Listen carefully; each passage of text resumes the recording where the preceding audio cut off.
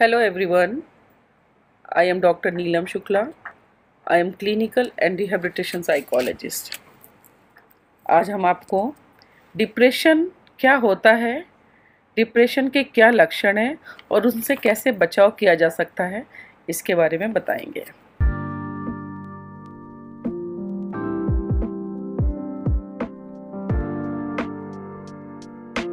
Depression जैसे कि हम जानते हैं, नॉर्मली भाषा में जानते हैं कि उदासी, निराशा, खिन्नता, अवसाद या मंदी, इस तरीके की कोई भी चीज़ें यदि लगातार कंटिन्यूअस हो रही होती हैं, उसकी वजह से हमारे बिहेवियर में चेंजेस होती हैं।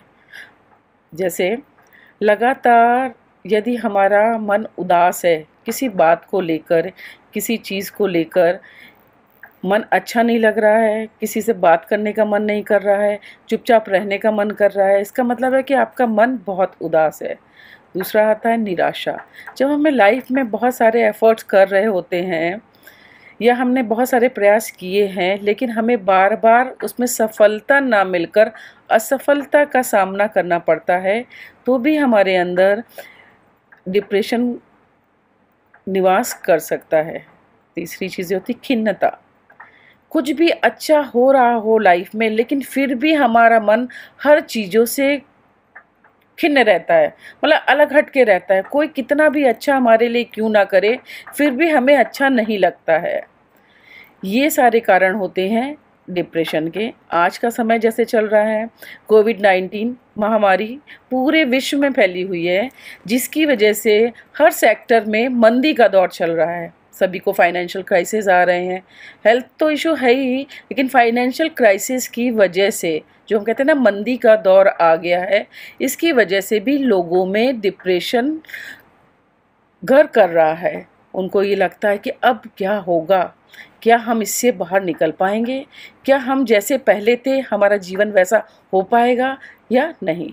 तीसरी चीज़ें जो नेक्स्ट हम आपको बताएंगे कि ज़्यादातर लोग अल्कोहल और बहुत सारी दवाइयों का इस्तेमाल करते हैं। जैसे कुछ लोग एवरीडे अल्कोहल ले रहे थे, लेकिन इस समय कोविड-19 में सारी चीज़ें क्लोज़ हो गई। अब उनको अल्कोहल नहीं मिल पाई, जिसकी वजह से उन्हें रात में नींद नहीं आई। नींद प्रॉपर ना होने की वजह से एक दिन का रूटीन गड़बड़ हुआ, दूसरे दिन का रूटीन गड़बड़ हुआ। ऐसे लगातार करते करते एक समय ऐसा आया कि मतलब आप देखिए 50 डेज़ से अबव हो चुके हैं। तो उनके जो चीज़ें उनको एक रूटीन में थी, रूटीन से हट के सारी चीज़ें हुई हैं, तो इसका मतलब उनका मन बहुत ज़्यादा परेशान हो गया है। डिप्रेशन के लक्षण। नंबर 1, मन उदास रहना। लगातार यदि हमारा मन उदास रहता है, कुछ अच्छा होने पर भी हम उदास हैं, हमें अच्छा नहीं लग रहा, या कोई फेस्टिवल भी आ गया है लेकिन हम उसमें एंजॉय ना करके उदास बने हुए हैं। जैसे लाइक दिवाली फेस्टिवल है, सभी लोग घर में एंजॉय कर रहे हैं, लेकिन हम एक कोने में बैठे हुए हैं।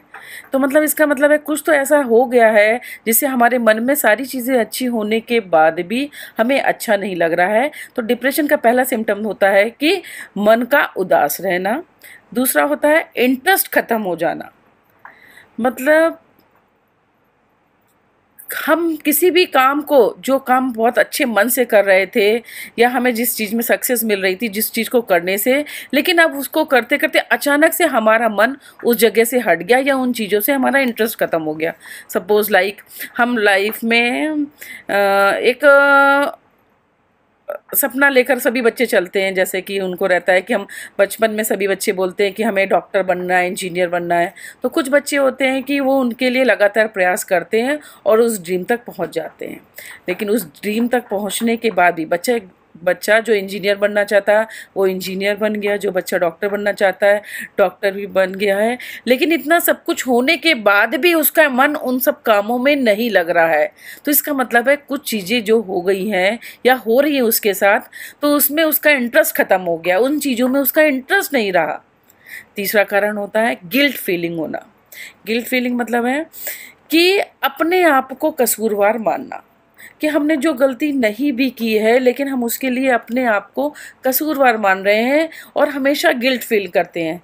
जैसे मान लीजिए कि आपने आसपास कुछ ऐसा हुआ जिसकी वजह से आप अपने आप को दोषी मान रहे हैं कि मेरी वजह से ऐसा हुआ। तो डिप्रेशन में पेशेंट क्या होता है, अपने आप को ही दोषी मानता है, मतलब उसके मन में गिल्ट फीलिंग रहती है कि मेरी वजह से ऐसा हुआ। थर्ड जो लक्षण होता है उसमें रहता है शारीरिक कमजोरी रहती है। मतलब हम कितना भी अच्छा खा रहे हैं, अच्छे से डाइट ले रहे हैं, प्रॉपर सारी चीज़ें चल रही हैं, लेकिन हमें फिर भी वीकनेस रहती है होल टाइम। जब हम सोकर उठे तब भी वीकनेस है, यदि हम कुछ करने जा रहे हैं तो भी वीकनेस है। मतलब ज़रा सा हम उठे बैठे कुछ भी करें लेकिन पूरा डे टू नाइट हमें वीकनेस फील होती है। फिफ्थ पॉइंट है कंसंट्रेशन कम हो जाना या कंसंट्रेशन ख़त्म हो जाना। मतलब आपका मन कहीं लग ही नहीं रहा है, कोई भी चीज़ आपसे की जा रही है वहाँ पर आपका ध्यान केंद्रित नहीं हो रहा है। लगातार यदि 1 हफ्ता 2 हफ्ता यदि ऐसा होने लगता है आपके जीवन में, अचानक से आपका कंसंट्रेशन में कमी आ जाती है, आपका मन कहीं नहीं लग रहा होता है या कोई भी चीज़ आप करने में आपको परेशानी हो रही होती है, तो हम कह सकते हैं कि आप में डिप्रेशन के लक्षण दिखना स्टार्ट हो रहे हैं या आपको कुछ समस्या आने वाली है। छठा जो लक्षण होता है उसमें होता है भूख ना लगना या भूख ज़्यादा लगना। हर व्यक्ति एक दूसरे से अलग अलग है, कोई भी एक व्यक्ति बिल्कुल एक समान नहीं है। यदि कोई ज़्यादा बोलता है, कोई कम बोलता है, तो और कोई ज़्यादा हंसता है, कोई कम हंसता है। इसी तरीके से भूख का भी है, किसी को गुस्सा आने में बहुत ज़्यादा भूख लगती है, किसी को गुस्सा आने में भूख नहीं लगती है। तो ऐसे डिप्रेशन में भी होता है। पेशेंट यदि डिप्रेशन में है या उसका मन अच्छा नहीं है, मन उदास है, या तो वो कम खाएगा या वो ज़रूरत से ज़्यादा खाएगा। तो एक लक्षण ये भी हो गया कि भूख में बदलाव होना, या भूख कम लगेगी या भूख में वृद्धि हो जाएगी, मतलब भूख ज़्यादा लगेगी। नेक्स्ट जो 7th लक्षण होता है वो होता है नींद कम हो जाना। डिप्रेशन एक ऐसी बीमारी है जिसमें पेशेंट की नींद धीरे धीरे करके कम हो जाती है।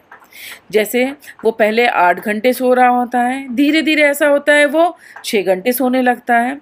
अलार्म लगा दिया है, मान लीजिए किसी ने अलार्म को सेट कर दिया है कि हम रात में 11 बजे सोए, सुबह हमें 5 बजे उठना है या सुबह 7 बजे उठना है, तो बिफोर अलार्म बजने से पहले ही वो उठ जाता है। तो इसमें यह कि नींद की कमी हो जाती है। हम जितना हमें नींद लेनी चाहिए उतनी नींद ना लेके नींद में कमी हो जाती है। तो डिप्रेशन में पर्सन की क्या होती है, नींद में कमी आ जाती है। और नींद में कमी के साथ ये ऐसा होता है कि यदि मॉर्निंग में कभी कभी होता है पूरी रात हमें नींद नहीं आई, और नींद आई तो नींद आई और फिर टूट गई, फिर हम जगे, फिर सोए, फिर जगे, फिर सोए। ऐसा भी होता है कि आपको नींद आ रही है और नींद नहीं भी आ रही है। नींद का क्रम जो होता है वो बिल्कुल सिस्टम में ना रह के बार बार नींद आपकी ब्रेक भी हो जाती है। तो नींद भी एक बहुत बड़ा कारण है डिप्रेशन का। फिर होता है जो 8वां कारण लक्षण है वो होता है कि इसमें व्यक्ति अपने आप को कैसे नुकसान पहुंचाना है इसके ही विचार उसको आते हैं। बहुत सारी मानसिक बीमारियां हैं, लेकिन डिप्रेशन एक ऐसी मानसिक बीमारी है जिसमें पेशेंट को अपने आप को कैसे हार्म पहुंचाना है या उसे अपने आप को कैसे चोट पहुंचानी है इसके विचार आते रहते हैं। उसको लगता है कि आसपास जो कुछ भी हुआ या कोई भी चीज़ घटित हुई है तो उसका रीज़न वो है, तो उसे लगता है कि हम दूसरों को ना चोट पहुंचाकर मुझे अपने आप को चोट पहुंचानी चाहिए। तो इसलिए वो ऐसे विचार उसके मन में आते हैं कि अपने आप को हमें कैसे ख़त्म करना है।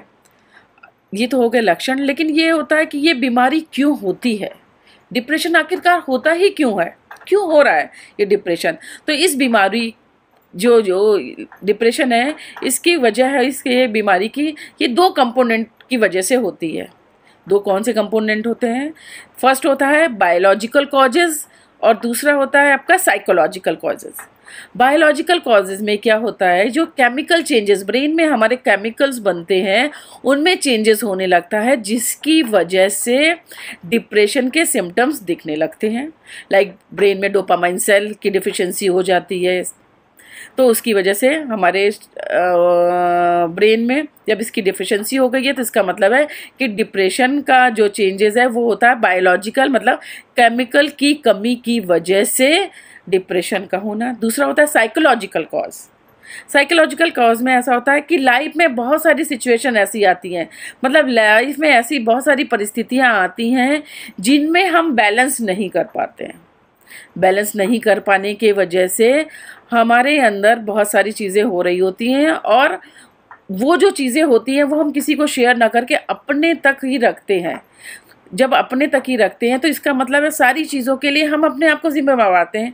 आसपास जो कुछ भी हो रहा है या लाइफ में जितने सारे परिवर्तन हो रहा है, जो लाइफ में परिस्थितियां आ रही हैं, उसका जिम्मेदार हम खुद अपने आप को मानने लगते हैं।